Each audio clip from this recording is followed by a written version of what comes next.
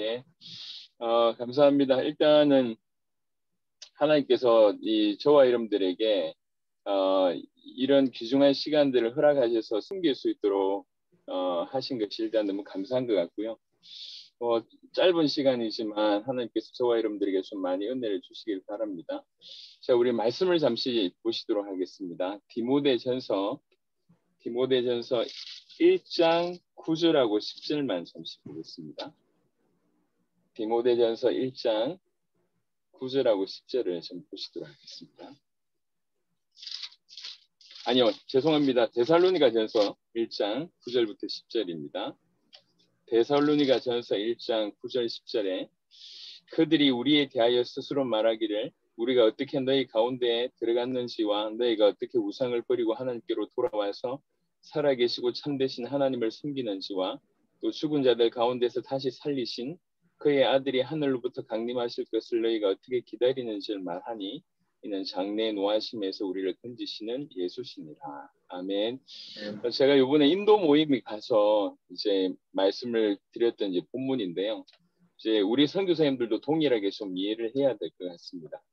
저는 이 바울 사역에 굉장히 관심이 많았고, 전문가라고는 할 수 없지만 그 관심이 많아서 어떻게 하면 사도 바울이 하셨던 그 전도가 지금 이 땅에 실현될 수 있을까? 어떻게 하면 사도 바울 또 우리 사도들 또 예수님께서 하셨던 그 전도를 그대로 옮겨낼 수 있을까? 이런 고민을 많이 하면서 좀 이렇게 묵상하면서 많이 뚫어지게 쳐다볼 때에 제가 궁금했던 게 사도 바울은 도대체 어느 지역에 가든지 어떻게 사역을 했을까? 어떤 부분들이 전달하고 빠져나왔을까? 이게 항상 궁금했는데요. 저한테 데살로니가전서 1장은 그런데 굉장히 큰 해답을 준 본문입니다. 사도 바울은 뭐 내용 보셔서 알겠지만 데살로니가 지역에 들어가자마자 참되신 하나님을 전하고 죽은 자들 가운데 살아나신 그리스도 예수의 복음을 전하고 동시에 반드시 그가 다시 오심이 같이 전달됐다는 거죠. 처음부터 이것을 전달을 했고요.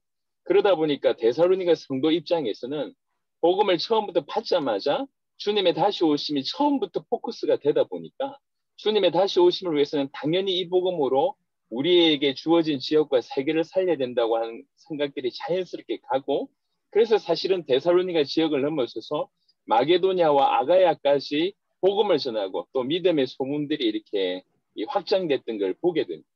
어떤 테크닉 하나를 가르쳐 준 게 아니라 정확한 복음을 전달하고 그 다음에 당연히 그 복음을 받은 자가 남은 생에 주님의 다시 오심을 위해서 살아야 될 것이 처음부터 전달되어서, 그러다 보니까 이것이 인생 전체의 목표가 되다 보니까 어떤 교회를 세우거나 뭐 영접 기도를 많이 시키거나 아니면 숫자를 많이 맺거나 이런 수준을 넘어서서 어떻게 하면 주님 오실 길을 준비할 수 있을까가 처음부터 전달되다 보니까 이게 이제 데살로니가가 살고 그다음에 마게도냐와 아가야까지 당연히 이 옵션이 아니고 당연히 주님 오시기 위해서는 오실 준비를 하기 위해서는 이렇게 사는 것이 맞다라고 하는 것이 처음부터 믿음으로 전달되다 보니까 자연스럽게 전도의 열매가 맺어졌다는 걸 보게 됐습니다. 저한테는 데살로니가전서 1장 9절부터 10절이 바울 사역을 이해하는데 굉장히 도움이 됐습니다. 그렇구나. 처음부터 올바르게 복음을 전하고 올바로 복음 받은 자들이 항방 없이 뛰지 않고 정확하게 뛰게 해야 되겠다.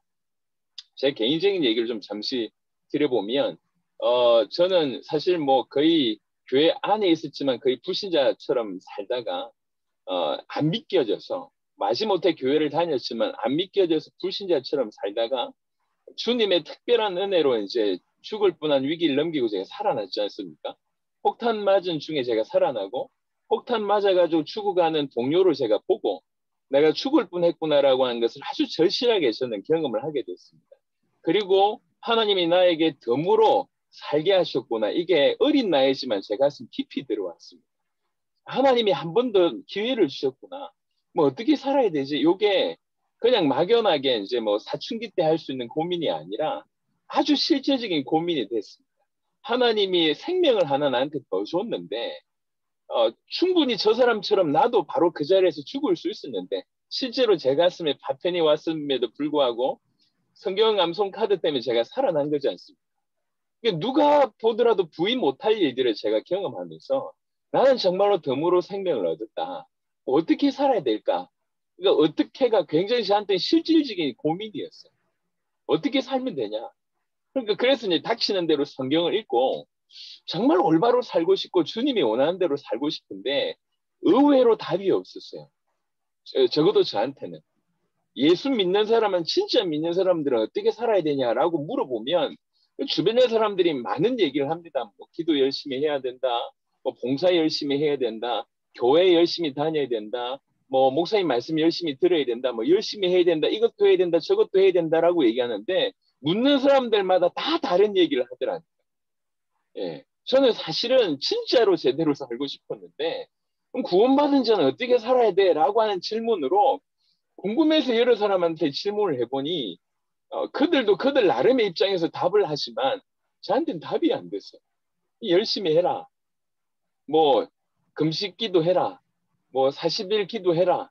아니면 헌금 많이 해라. 뭐 해라. 뭐 해라. 뭐 해라고 하는데 제 인생을 던질 만한 뭔가 답이 저한테는 없었거든요. 사실 이 답을 찾는데 저는 적지 않은 시간을 보낸 것 같습니다.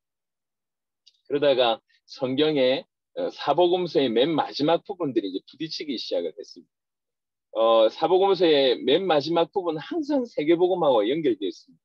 마태복음 28장이 그렇고 마가복음 16장에 모든 만민에게 가서 복음 전하라고 하는 그 부분이나 누가복음 24장에 정말 예루살렘으로부터 시작된 이 복음이 전 세계에 뻗어갈 것에 대한 얘기, 요한복음 21장에 어린 양을 먹이라고 하는 얘기, 사도행전 1장에 땅끝까지 이르러 내 증인들이라. 사실 이게 이제 성경을 통해서 저한테 이제 들어오기 시작을 했지, 답을 저는 사실 잘 얻지는 못했습니다. 이게 참 아이러니하지 않습니까?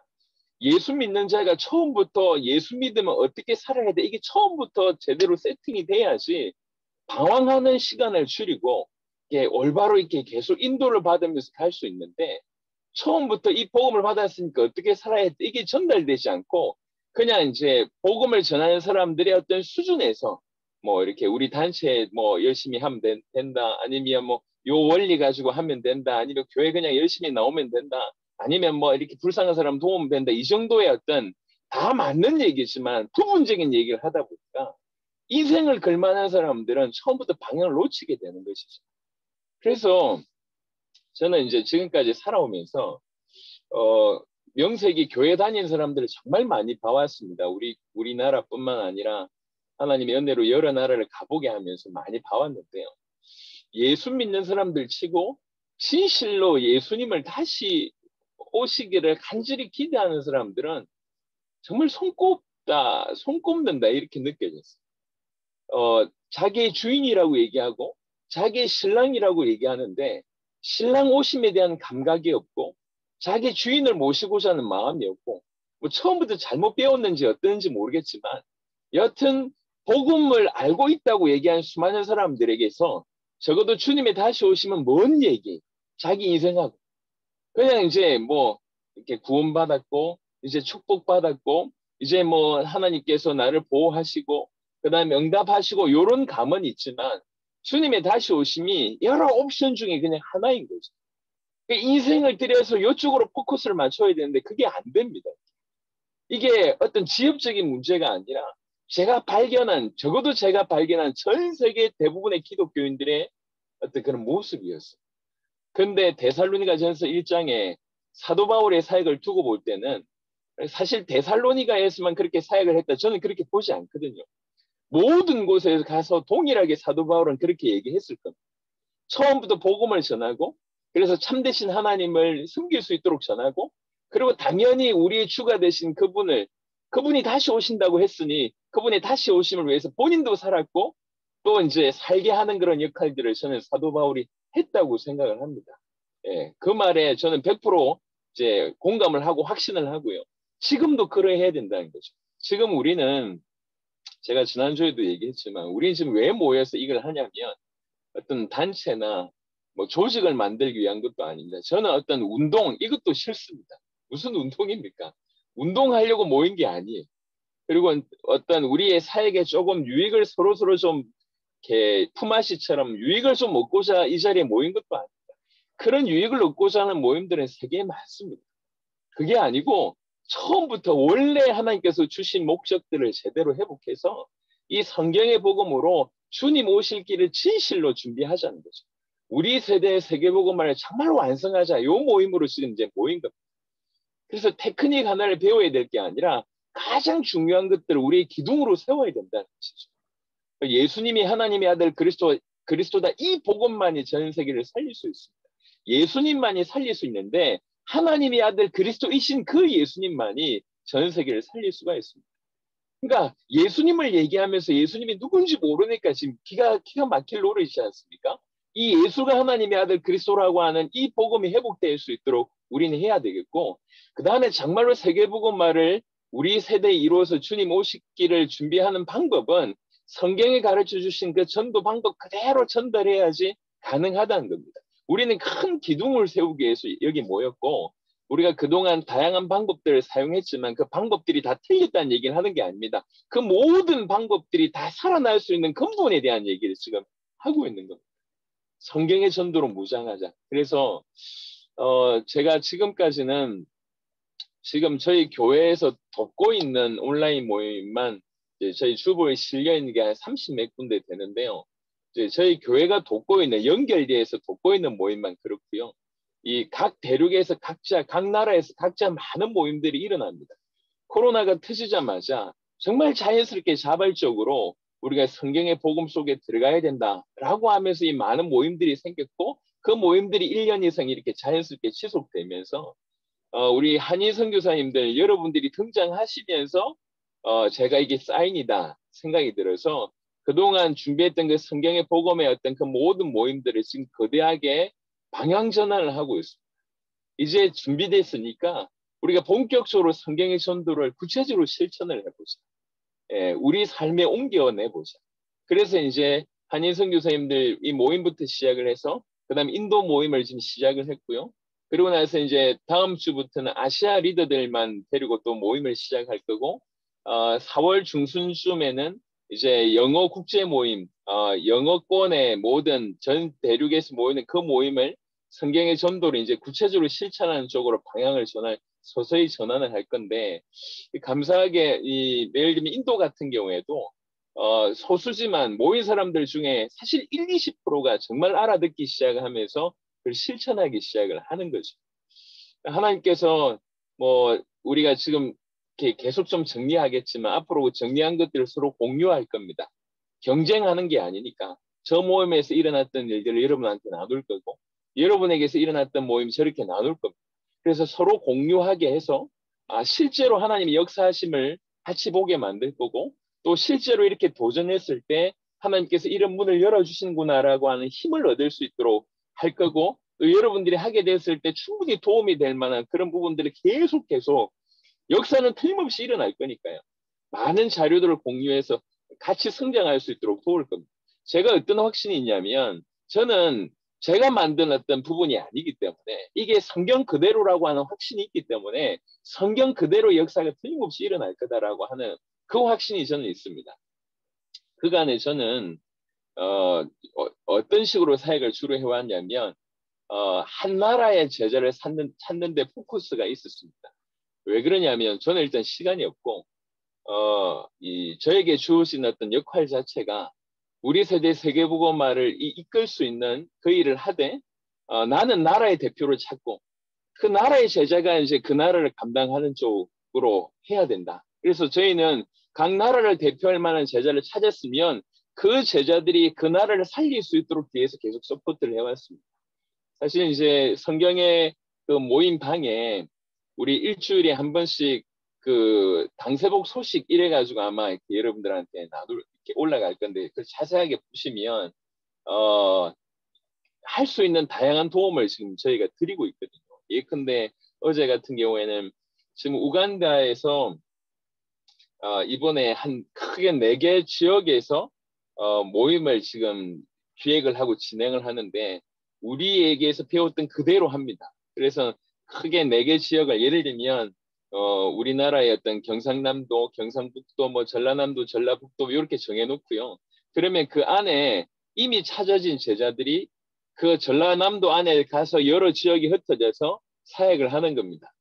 그래놓고 사역을 하면서 뽑아진 제자들 데리고 전라남도 전체 모임을 하는 거예요. 여기에 이제 우간다의 리더 에코파이 목사님께서 여기 들어가서 전체 모임을 하고, 그 다음에는 경상남도 들어가고, 이런 식으로 지금 진행하고 있어요.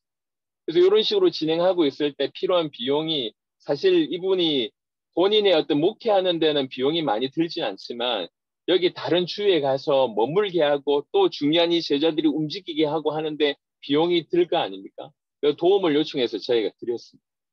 그리고 이제 뭐 이렇게 이분이 막 이동하는 가운데 또 차가 어제 퍼졌대요. 엔진을 급하게 바꿔야 된다고 합니다. 당연히 도와야죠. 또 스포트를 하고 뭐 이런 식으로 해서 우리는 그 나라를 제자를 찾으면 그 나라의 제자가 그 나라 도울 수 있도록 뒤에서 영육적인 뭐 물질적인 부분뿐만 아니라 어떤 뭐 자료적인 부분이나 아니면 어떤 뭐 상담적인 영역이나 뭐 이런 이런 부분들을 최대한 도움을 드립니다. 그러니까 지금까지 저는 주로 이렇게 나라의 대표들을 찾는 쪽으로 해왔습니다. 그래서 한 7, 8년 만에 그렇게 해서 이제 거의 100개국의 제자가 이제 모여졌는데, 그러는 중에 이제 코로나가 터진 거죠. 100개국의 제자들하고 같이 이제 고민하게 됐습니다. 이제는 어떤 때가 왔냐면 이 나라의 제자들이 그 지역의 제자들을 찾게 되고 그 지역의 제자들이 그 밑으로 내려가야 되는데 이분들이 다 교회를 지금 사역을 하고 있지 않습니까? 그러니까 공통적인 고민이 이제 저 맨 밑에서 모든 성도들이 할 수 있는 저와 같은 어떤 역할보다는 사실 모든 성도들 입장에서 모든 교회 입장에서 할 수 있는 이런 부분들이 조금 제시돼야 됩니다. 이런 이제 타임이 온 거죠. 때가 온 거죠. 그런 무렵에 우리 선교사님이 또 선교사님들이 연결되셔서 이게 중요한 어떤 흐름이다. 지금 때다. 이렇게 제가 읽고 성경의 전도를 조금 지금 구체화시키고 있습니다. 제가 지금 전 세계 제자들한테 보낼 글을 이제 지난 주간에 다 작성을 좀 했는데요. 지금 이렇게 여러분에게 하는 강의를 글로 좀 정리를 좀 했습니다. 글로 정리해서 우리 지금 이 실무 역할을 하고 있는 분들하고 지금 조금 글을 좀 손보고 있는데, 글이 좀 완성이 되어지면 이걸 영어로나 번역해서 뭐 그 다음에 2차원으로 번역해서 다 돌릴 거고요. 우리 선교사님들하고도 나눌 겁니다. 저는 뭐가 확신이 있냐면 제가 그동안에 조금 흉내 냈었는데도 불구하고 전 세계 100개국에서 제자가 찾아지는 걸 제가 맛을 봤지 않습니까? 조금 흉내 낸 것에 불과하다고 저는 생각하는데 특별한 스킬이 아니었습니다. 저는 뭐 특별한 능력도 없고요. 특별한 스킬도 없습니다. 제가 뭐 이렇게 전도 훈련 받은 것도 사실은 많지 않고요. 그 다음에 건강한 훈련보다 그렇지 못한 훈련들을 많이 뭐 받기도 해서 제가 저한테 뭐 전도의 스킬이 있냐 아니면 말을 잘하냐 그렇지 않습니다. 제가 저한테 정말 중심 가지고 했던 것들은 제가 지난번에도 다 말씀을 드렸습니다. 저는 하나님께서 어디 가든지 제자를 숨겨두셨다. 그거 생각이 있습니다. 어느 지역이나 어느 마을이든지 그 지역과 그 마을 살릴 제자 틀림없이 숨겨두셨다. 그리고 복음이 전달되어져야 된다.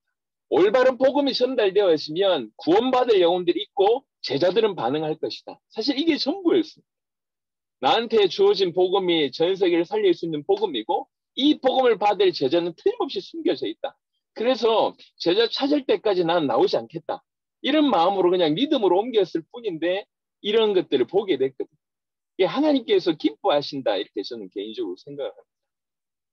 그래서 페이런하고 지난번에 했던 부분들을 다시 좀 정리를 좀 하자면 우리 선교사님들뿐만 아니라 우리 모든 성도들에게 예수님이 하나님의 아들 그리스도라고 하는 성경의 복음이 머리가 아니라 계속 가슴으로, 그리고 1차로 끝나는 것이 아니라 계속 흘러갈 수 있도록 하는 것이 가장 중요하다는 것입니다.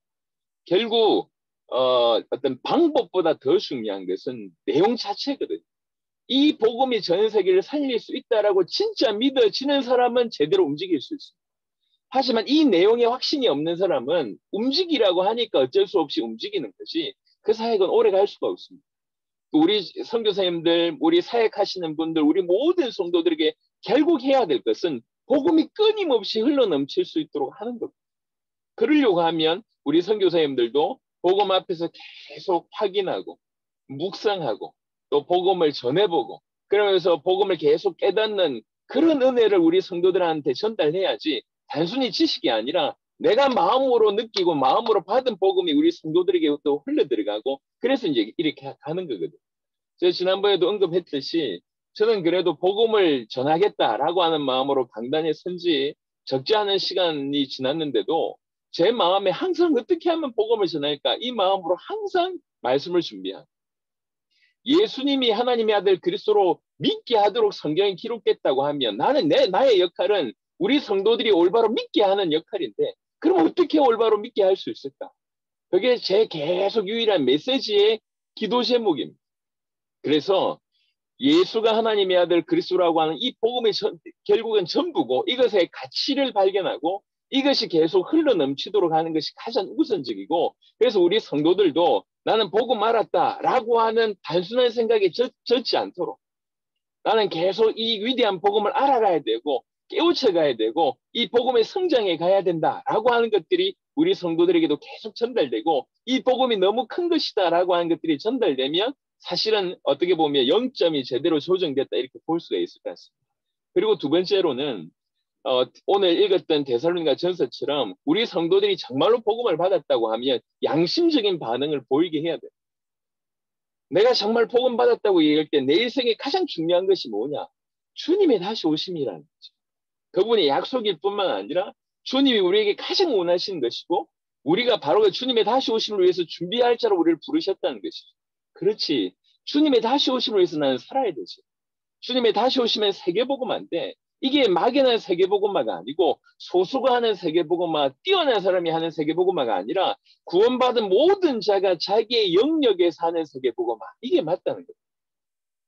가나안 땅 점령할 때에 이스라엘 백성, 특별히 여호수아가 중요한 거점들을 먼저 장악하고 나서 땅을 다 분배하지 않습니다. 정복됐기 때문에 분배한 게 아니라 분배해놓고 정복하라고 얘기하는 거예요. 그럼 지파들은요, 땅 분배를 받고 나서 그 지파 안에서 가족별로 또 이렇게 나눠주지 않습니까? 가족들로 그러니까 가족별로, 지파별로 이러면서 자기 땅을 살리잖아요. 이제 여호수아서나 이런 데 보면 슬로보아스의 내 딸이 등장합니다. 그 내 딸이 등장할 때 내 딸이 왜 등장하냐면 우리 아버지가 죽었는데 왜 우리한테 땅 안 주냐 이렇게 얘기하는 거거든요. 그게 이제 자기의 분깃이라는 거예요. 분깃. 그러니까 이제 소수가 뛰어나게 열심히 하는 것도 중요하지만 하나님이 우리를 그냥 부르신 게 아니라 세계복음의 한 부분으로 분깃을 감당하도록 우리를 부르셨다고 우리는 이렇게 봐야 됩니다. 그래서 성도들이 정말 복음 받은 성도들이 주님의 다시 오심을 기다려야 된다. 이것은 세계복음화 하는 것이다. 세계복음화 한다고 얘기할 때 이걸 자기에게 구체화시켰을 때 내가 해야 될 세계복음화가 있구나 이렇게 깨달아지게 만들어야 돼. 만든다는 표현이 좀 어떤지 모르겠지만 내가 감당해야 될 세계복음화가 있네. 또 내가 감당할 세계복음화뿐만 아니라 또 연합해서 해야 될 영역들은 또 있지 않습니까?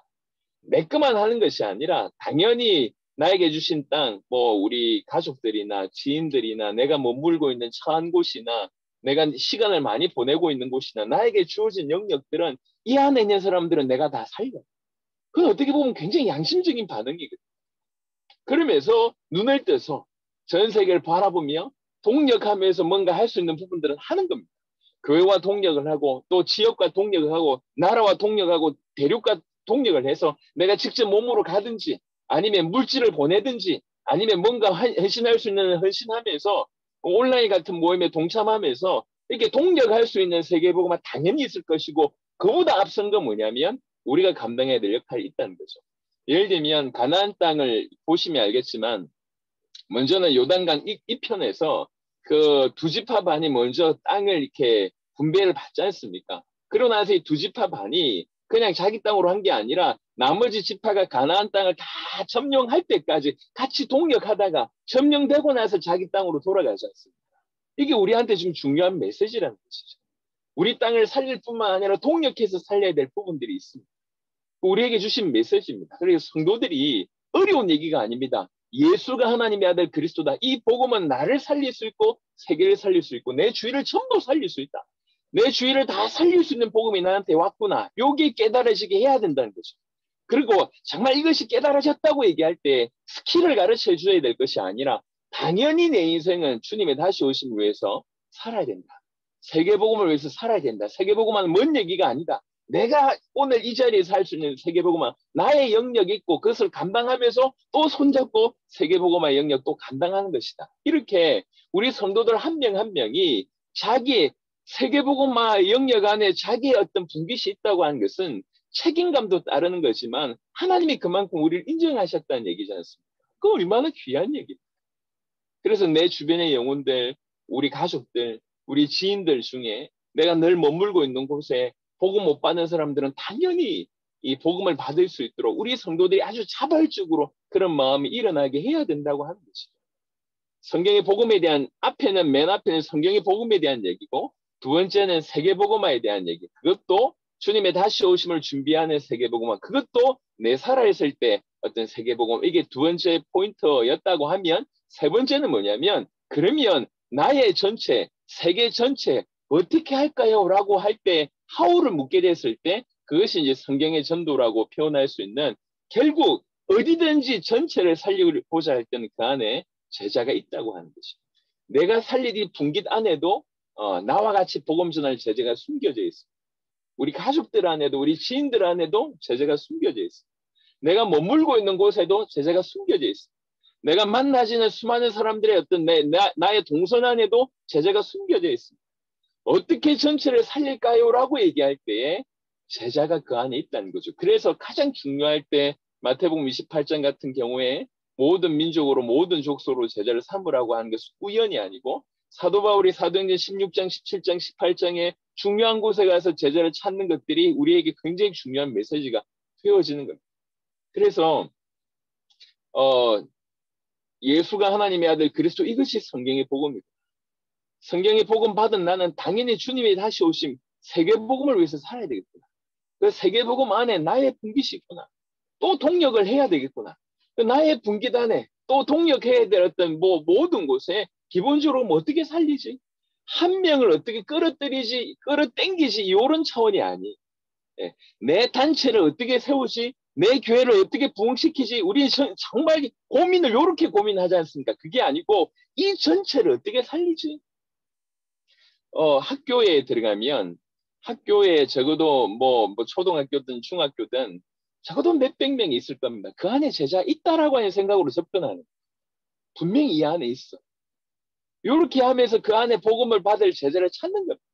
복음을 전하면서 제자를 찾는 거죠. 제자가 찾아서 찾아진 제자를 빨리 성장시키면 이 제자는 그 안에 있으면서 계속 사역을 감당할 것입니다.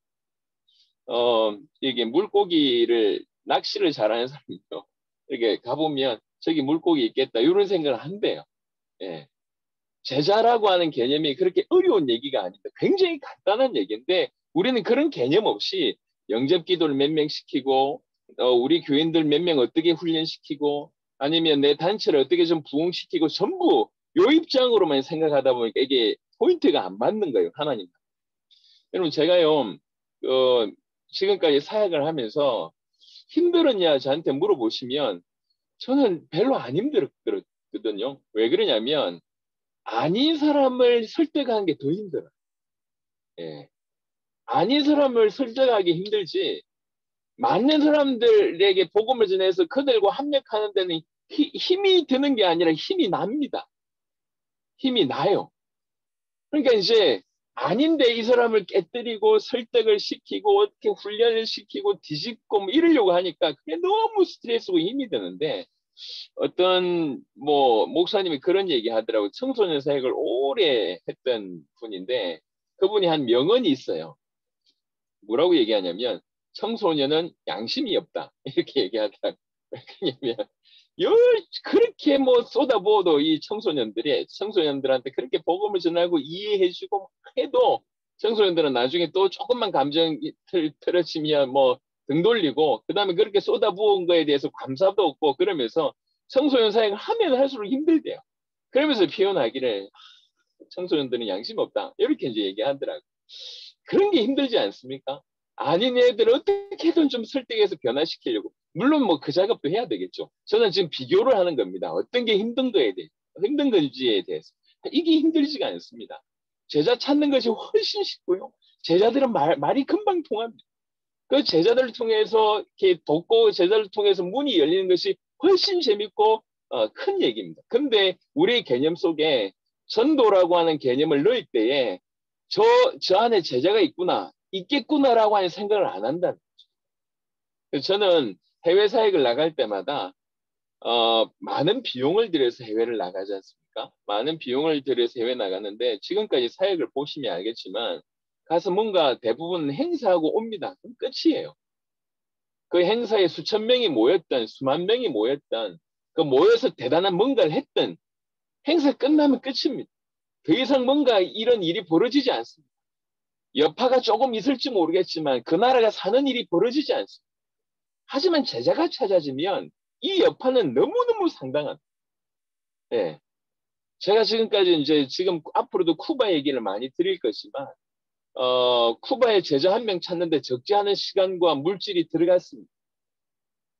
제자가 찾아졌을 때 그 여파는 우리가 뭐 어떻게 이렇게 해라 저렇게 해라 말이 필요 없습니다. 이 한 명을 통해서 일어난 역사가 너무 귀중한 역사들이 계속 일어났거든요. 근데 우리는 해외 사역을 가든 지역을 가든 어딜 가든지 염두를 해두지 않습니다.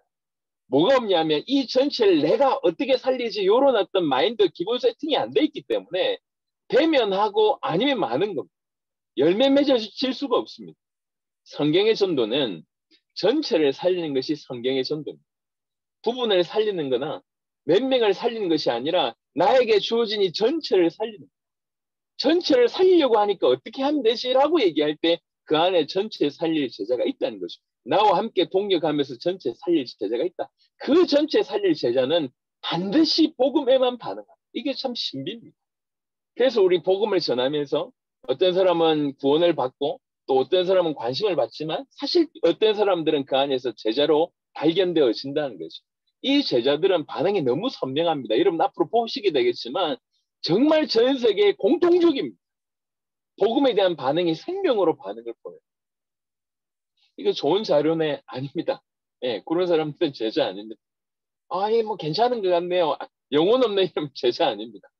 내가 일평생 기다렸던 거.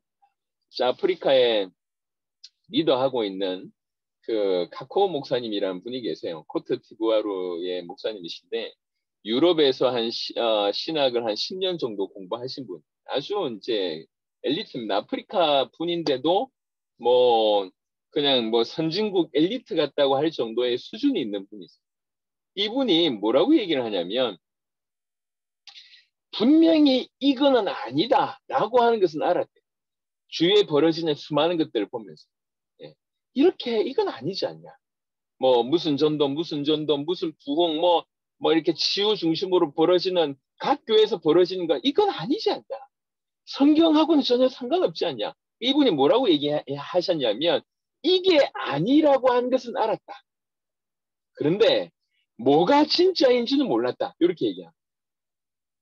분명히 지금 행해지는 것은 아닌 건 알았는데 그럼 어떻게 해야 되는가 그건 몰랐다. 그러고 있다가 이제 저희를 만난 예수님이 하나님의 아들 그리스도라고 하는 복음과 그다음에 주님의 다시 오심을 준비한다는 당대 세계복음화가 전달되니까 이제야 내가 진짜로 찾던 것을 발견했다. 이렇게 되는 겁니다. 이런 사람은 그냥 그 자리에서부터 생명을 봅니다. 그 자리. 지금 우간다에 열심히 사역하고 있는 에코파의 목사님은 한 명이 교단을 세우신 분이세요. 한 명이 교단을 세우신 분입니다. 제가 지금까지 메시지를 이렇게 보면서 그냥 사람을 확 휘어잡고요. 메시지의 수준 자체가 높아요. 이렇게 원래 말을 잘하시는 분 같아요. 그리고 이제 이분의 덩치가 보통 사람보다 머리 하나가 더 있습니다. 그러니까 똑똑하지, 이 덩치 크지, 그리고 이 많은 역사들 이렇게 했으니까 메시지 할 때요. 그냥 분위기를 확 휘어잡습니다. 웃기기도 하고 울리기도 하고 앞에서 강단에서 그렇게 자유로울 수가 없습니다. 한 분이 교단을 세웠다니까요. 그 밑에 부목사님들이 이분 한마디 시키면 그냥 밑에서 벌벌벌 길 정도로 그렇게 막 이분을 섬기는데 정작 이분은 내가 하는 게 올바르냐? 내가 주님 앞에 설 때 부끄러움이 없을까? 늘 안타까운 마음을 가지고 있는데 저하고 딱 만나서 1시간 대화하는 중에 이게 내가 찾던 겁니다. 내가 그토록 원했던 겁니다. 내가 그토록 바랬던 겁니다. 이게 성경에서 말하는 복음입니다. 바로 그 자리에서 담다는 거예요. 그리고 나서 그 다음에 우리는 설득하거나 꼬시거나 막 계속 회유하는 이런 거 없습니다. 제 성향 자체가 맞으면 같이 가는 거고 중간에 같이 가다가 아니면 우리는 빠빠입니다. 저는 오랫동안 사역하면서 이별에 굉장히 익숙합니다. 이게 좋은 건지 안 좋은 건지 모르겠지만 저하고 같이 사역을 하시다가 혹시 여러분하고 저하고 못 볼 날이 벌어진다 하더라도 저는 그런 굉장히 익숙할 겁니다. 지금까지 그러 해왔고 앞으로도 그럴 가능성이 있습니다. 그런데 저는 그런데 별로 욕심이 없거든요. 왜 그러냐면 단체를 만들고자 하는 의도가 저한테 없기 때문에 숫자를 많이 모아가지고 어떤 세를 과시하고자 하는 마음이 전혀 없습니다. 저는 어떤 마음이냐면 마음껏 저를 이용하라는 거죠. 당신들의 사역에 마음껏 저를 이용하되 성경에서 말하는 이 복음으로 무장하고 성경에서 말하는 이 전도로 진행하고 세계 복음을 위해서 당신의 사역을 하라. 지금 그 입장이기 때문에 전혀 뭐 아쉬울 게 전혀 없습니다. 그런데 전 세계 제자들이 올바른 복음을 딱 받고 나서 반응들이 전부 이렇습니다. 제자는 여러분들이 앞으로도 많이 만나시게 되겠지만 확연히 티가 나요. 속일 수가 없어요. 복음의 생명처럼 딱 듭니다. 그러면 여러분 전체를 어떻게 살릴까? 제자를 찾아야 되겠구나. 제자 어떻게 찾았습니까? 복음을 전해야지 되는 겁니다. 복음을 전해봐야지 구원받을 사람들도 확인하고 관심 있는 사람들도 확인하고 관심 없는 사람들도 확인하고 욕하는 사람들도 확인하지만 제자도 발견할 수 있다는 거죠. 그래서 복음을 전하는 겁니다. 그러면 제자가 발견되었으면 어떻게 해야 됩니까? 원래 우리가 제자를 찾는 취지는 뭡니까? 그 전체를 살리기 위해서 제자를 찾는 겁니다. 제자 찾았지 않습니까? 어떻게 하면 전체를 살릴 수 있습니까? 빠른 시간에 제자를 성장시키는 것이 그 전체를 살리는 가장 빠른 길. 제자가 가장 빠른 시간에 빨리 성장할 수 있는 방법은 뭐냐면 짧은 시간이지만 지속적으로 복음을 계속 정언할 때 이 사람은 굉장히 급하게 성장하게 돼 있어요. 그래서 마태복음 10장과 누가복음 10장 자세하게 보면 합당한 자, 평안을 받을 사람을 찾았을 때는 이 집에서 저 집으로 옮기지도 말고 너희가 떠나기까지 그 집에 머물라고. 왜 머뭅니까? 그냥 이제 단순한 교제하라는 얘기를 하는 것이 아니라 그 제자에게 복음을 깊이 풀어내라는 것이죠. 깊이 이 복음이 전달되기 시작하면 이 제자들을 통해서 역사가 일어납니다. 사도행전 16장에 보면 바울과 루디아가 루디아의 집에 들어간다. 사도행전 17장 야순이 그 집에 바울을 드립니다. 사도행전 18장 바울과 브리스가 부부가 같은 집에서 머물게 됩니다. 어떤 일이 벌어졌을까요? 바울이 그냥 이렇게 밥 먹고 살면서 그냥 적당하게 간증하면서 마무리했을까요? 저는 그렇지 않다고 생각합니다. 그 시간이 이 제자를 성장시킨 데 가장 빠른 시간. 예수님이 그리스도이심을 성경 전체를 통해서 틀림없이 풀어줬을 겁니다. 누가복음 24장 25절에서 27장, 누가복음 24장 44절에서 49절을 보면 예수님께서 사도들과 모였을 때 뭘 했는지 보입니다. 이 연구를 한번 해보십시오. 사도들과 있을 때 뭐라고 했냐면 내가 너희와 함께 있을 때에 성경을 통해서 반드시 이것이 이루어져야 할 것이라 내 얘기하지 않았냐. 그것이 이루어진 것이다. 그러니까 그 말은 무슨 말이냐면 예수님이 사도들과 함께 있을 때 구약 성경 전체를 계속 풀어줬다는 얘기예요. 누가복음 24장 25절 27절에 엠마오 마을로 가는 그 두 제자에게도 동일하게 성경을 풀어줍니다.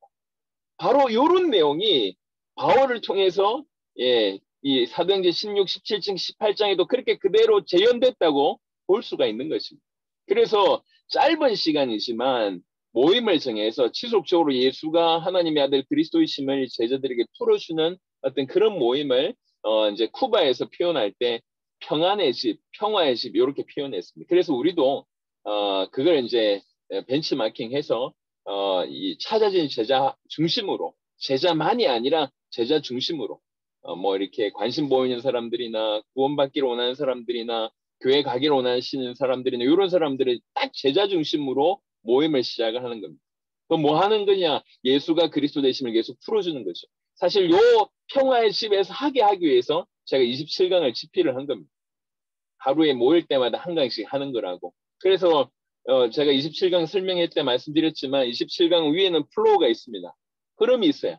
하지만 맨 밑에는 항상 그리스도가 드러나게 제가 이제 넣어놨습니다. 왜 그러냐면 계속 세 가지고 온다 할지라도 참여하신 분들은 계속 플로우를 따라가서 복음의 깊이 있지만 세 가족이 얼마든지 모여올 수 있기 때문에 그 밑에 반드시 그리스도를 드러낼 수 있도록 이렇게 해놓은 겁니다. 그게 27강의 어떤 집필 원래 저작의 어떤 목적입니다.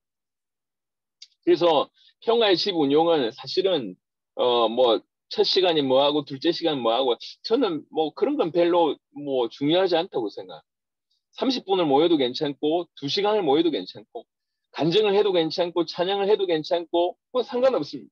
모임 시간도 상관없고 모임 장소도 상관없고 상관없습니다. 키는 뭐냐면 성경을 통해서 예수가 하나님의 아들 그리스도심을 풀어내는 겁니다. 궁극적으로는 성경을 통해서 그렇게 하는 게 제일 좋습니다. 하지만 우리 목회자들은 얼마든지 그렇게 할 수 있지만 우리의 성도들 그다음에 새가족도 결국 평화의 집을 운영한다고 할 때에 그래도 가이드라인이 필요하겠다. 이래서 이제 27강을 제가 이제 만든 겁니다. 그걸 이제 사용하시면 훨씬 좀 효과적이지 않겠나. 그러니까 성도들에게 기본적으로 예수님이 하나님의 아들 그리스도구나. 이것이 복음이면 나를 살릴 복음, 전 세계를 살릴 복음이 있구나. 그래서 정말 이제 이 복음 속에 들어온 우리는 계속 이 복음을 공급받고 복음의 눈이 열리고 복음에 점점 가까이 가고 복음 안에서 성장하는 바로 그런 이제 다른 박질을 시작하는 거구나. 계속 알아가야 되겠구나. 그리스도의 장성한 분량으로 계속 알아가야 되겠구나. 이렇게 성도들의 가슴에 들어가게 하고 그래서 끊임없이 복음을 알아가는 삶을 살면서 동시에 이 귀중한 복음을 통해서 나에게 구원을 허락하신 그 하나님을 위해서 우리가 해야 될 것은 주님의 다시 오심을 위해서 사는 것이다. 이게 초점이다. 그걸 위해서 내가 일하는 것이고 그걸 위해서 내가 가정생활을 하는 것이고 그걸 위해서 내가 친구를 만나는 것이고 그걸 위해서 내가 운동을 하는 것이고 오직 그걸 위해서. 주님의 다시 오심을 위해서 뭐 하면 되겠냐? 당연히 그것은 세계복음만. 세계복음만은 소수의 세계복음만, 큰 교회의 세계복음만가 아니라 나에게 주신 나의 세계복음을 감당하면서 동력을 하는 거죠. 내 주인은 내가 살린다. 이건 양심입니다. 예. 그래서 이게 성경의 복음과 주님의 다시 오심에 대한 부분이라고 하면 그러면 나의 전체 아니면 세계 전체, 지역 전체 어떻게 살릴까? 성경의 전도라는 거죠. 어떻게 성경의 전도로? 그 성경의 전도는 크게 전체를 살리는 것이다. 전체를 살리려고 하면 그 안에 제자를 찾는 것이다. 전체를 살리고 제자를 찾는 방법은 복음을 계속 전하는 것이죠. 전체를 살려가면서 제자를 찾는 거니까. 제자를 찾았으면 어떻게 하면 되겠냐? 빨리 제자를 성장시켜야 된다. 그러기 위해서 제자와 모임을 진행하는 것이다. 그거를 이제 편의상 우리는 평화의 집이라고 표현을 했습니다. 그래서 성경의 복음, 주님의 다시 오심, 세계복음화, 성경의 전도 이것들이 이제 성도들에게 크게 좀 기둥으로 자리 잡으면 모든 것이 응용될 수 있습니다.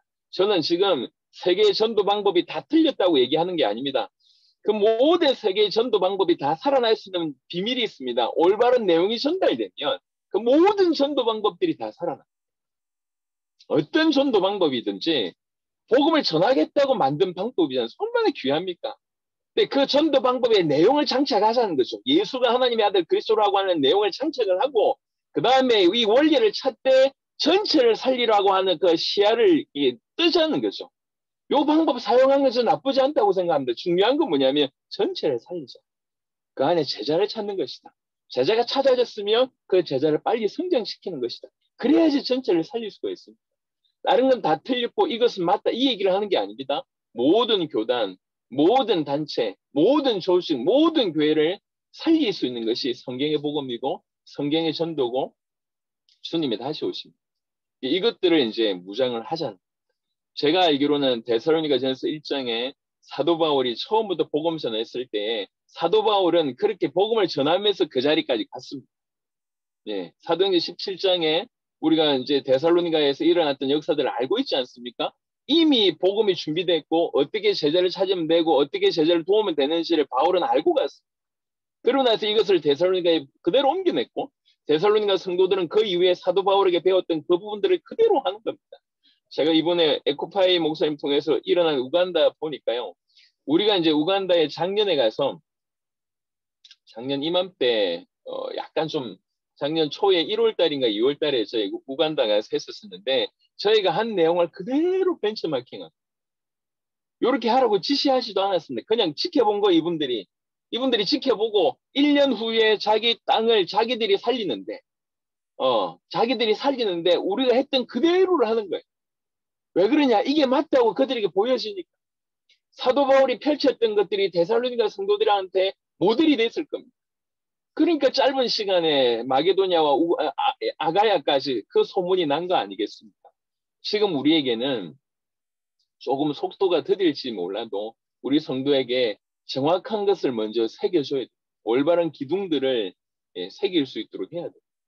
그래서 제가 이제 이 시간 만날 때마다 자꾸 이 얘기를 계속 하는 건데, 왜 그러냐면 제가 지금까지 정말 많은 사람들한테 전해봤어요. 많이 전해봤는데 그냥 이렇게 지식이나 정보 정도로 딱 부딪히는 사람은 딱 그 정도의 열매만 맺더라. 근데 제가 지금 제 얘기가 아니고 성경의 말씀을 전하지 않습니까? 아, 이게 맞다라고 깊이 들어가는 사람은 그대로 실천을 하고 더디더라도 올바르게 가시더라고요. 틀림없이 열매 있습니다. 이게 제 얘기가 아니고 성경 그대로 얘기이기 때문에. 그래서 우리 모든 선교사님들, 또 선교사님들이 돕고 있는 모든 대상들이 처음부터 제대로 된 기둥을 세울 수 있도록 돕고, 그 다음에 그 중에는 굉장히 빨리 그것을 알아듣는 사람들이 있을 겁니다. 그 빨리 알아듣는 사람들이 빨리 움직이는 것은 우리가 박수 칠 일입니다. 결국 그 사람들이 움직임을 통해서 전체가 다 그 길로 갈 수밖에 없기 때문에. 제가 지난번에도 얘기 드렸지만 우리 선교사님들 중에도 1, 20%만 움직여도 괜찮습니다. 왜 그러냐? 그 1, 20% 때문에 다른 분들이 결국 다 일어날 것이기 때문에. 우리 전 세계 여러 모임을 하지 않습니까? 그 모임만 해도 1, 20%만 반응 보이면 나머지 다 살리게 돼 있습니다. 속도의 차이일 뿐이지 틀림없이 되게 돼 있습니다. 그래서 우리 선교사님들 모일 때마다 이런 부분들을 다시 깊이 있게 새기시고, 그 다음에 또 이후에 또 먼저 움직이시는 분들을 서로 나누시면서 그걸 계속 믿음의 선한 도전을 하면 유익하겠다 생각합니다. 잠시 기도하고 나눔 시간 좀 갖도록 하겠습니다. 하나님 감사합니다. 사도 바울이 처음부터 어떻게 사역을 했는지 데살로니가 전서를 통해서 우리에게 많은 해답을 주시는 것 같습니다. 살아계신 주님, 우리의 사역도 사도 바울같이 하게 하시고 우리에게 맡기신 영혼들도 사도 바울이 만났던 바로 그 대상자들처럼 그런 올바른 길들을, 올바른 기둥들을 세울 수 있도록 역사하여 주시옵소서.